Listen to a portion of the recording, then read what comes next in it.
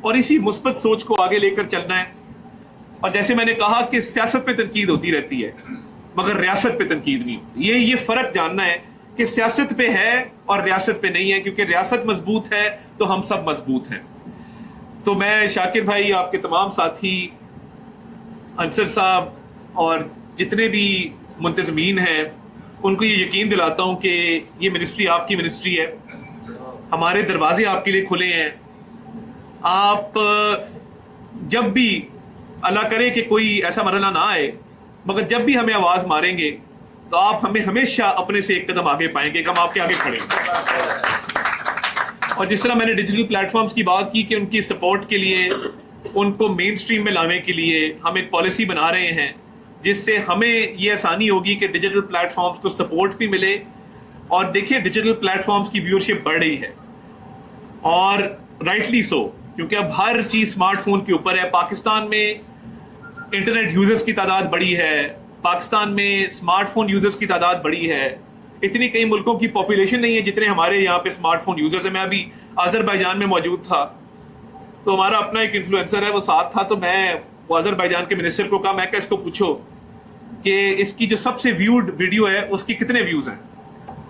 تو اس نے کہا کہ کتنے ویوز ہیں تمہارے, تو اس نے کہا کہ میری ایک ویڈیو جو ٹاپ کی ہے اس کی 45 ملین ویوز ہیں. تو وزیر کہنے لگا ہمارے ملک کی پاپولیشن 12 ملین ہے. تو یہ دیکھیں, یہ امپیکٹ ہے ہماری ڈیجیٹل میڈیا کا. تو میں چاہوں گا کہ آپ کی طرف سے ہمیں تجاویز بھی آئیں.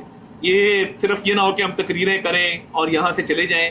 آپ باقاعدہ ہمیں ضرور مزاج کے پلیٹ فارم سے ہمیں تجاویز دیں, ہمیں ایک ریٹن ڈاکیومنٹ دیں جس کے تحت ہم ڈیجیٹل میڈیا کی بہتری کے لیے, اس کی پالیسی کے لیے ہم کیا کر سکتے ہیں.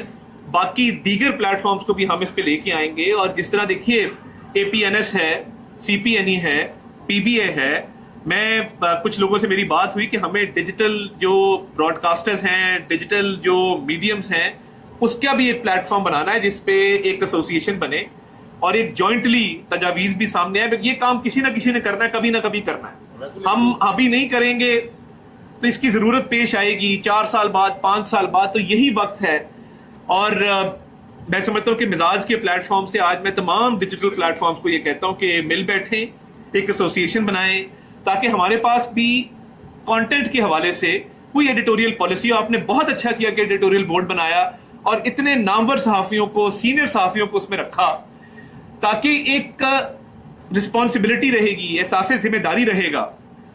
اور اس سے جو پرانے میڈیمز ہیں انہوں نے جو اس ملک کے اندر کوڈ آف ایتھکس بنائے, اخبار نے, ٹیلی ویژن نے, وہ ٹرانسفر ہوں گے ڈیجیٹل میڈیم کے اندر.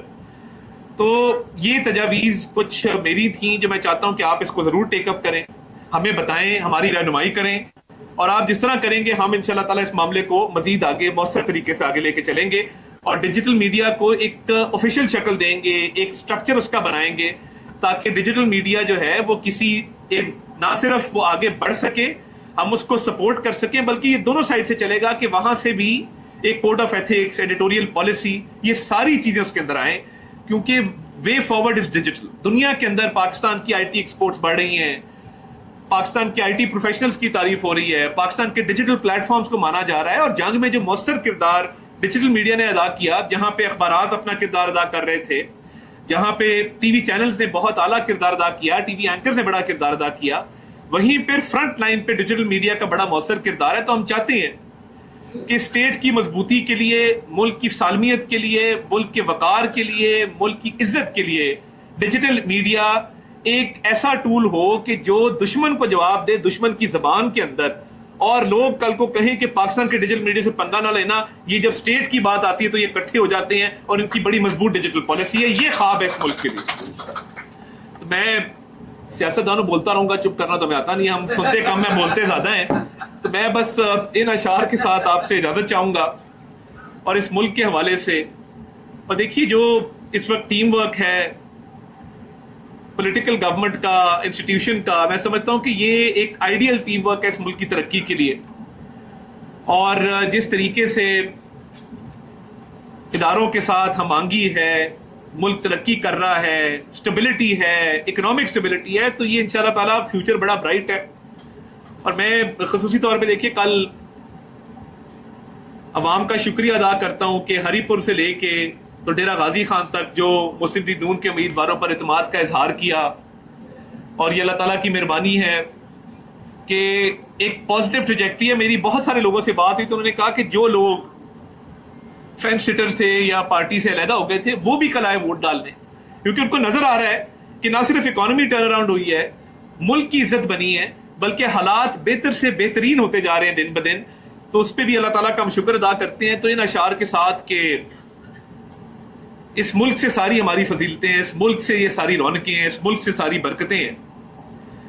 بخت سے کوئی شکایت ہے نہ افلاک سے ہے، بخت سے کوئی شکایت ہے نہ افلاک سے ہے، یہی کیا کم ہے کہ نسبت مجھے اس خاک سے ہے. اور بزم انجم میں کبا خاک کی پہنی میں نے، اور میری ساری فضیلت اسی پوشاک سے ہے. پاکستان زندہ باد. جب تک کیک کٹنگ